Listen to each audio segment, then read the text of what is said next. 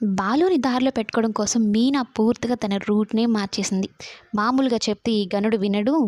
బతిమలాడుకుంటుంటే ఫోజులు కొడుతున్నాడు. ఎన్ని సార్లు క్షమాపణలు చెప్పినా అస్సలు నన్ను పట్టించుకోవడం లేదంటూ మీనా ఒక పెద్ద షాకింగ్ నిర్ణయం తీసుకుంటుంది బాలు విషయంలో.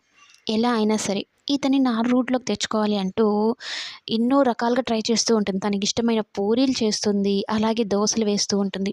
బాలుకేమో బాగా ఆకలేసి చెల్లితో ఇంక 4 దోసలు ఏపించుకురా పో అంటే, "నువ్వే ఎళ్ళొచ్చు కదా అన్నయ్య" అంటే, "నేను వెళ్తే గయ్యాళి గంపలా నా మీద పడిపోతుంది. నువ్వే ఎళ్ళు" అని అయితే అంటూ ఉంటే, ఇంతలో మీనా ఆ దోస మీద సారీ అని సాస్‌తో రాసి పంపిస్తుందనమాట మౌనికతో. "వదిన అన్నయ్యకి ఇంకా దోసలు కావాలంట" అంటే, "అవునా! సరే ఉండు. ఇదిగో ఈ దోస స్పెషల్‌గా మీ అన్నయ్య కోసమే. సరేనా! మీ అన్నయ్యకి ఇవ్వు" అనైతే చెప్పగానే, ఇక బాలు ఆ దోసను ఓపెన్ చేయగానే సారీ అనైతే రాసుంటుంది. ఇదేంటి ఈ పూలగంప ఇలాంటివి కూడా తెలుసా ఈమెకి అనైతే అనుకుంటూ ఒక్క లుక్ ఇస్తాడనమాట బాలు మీనాకి.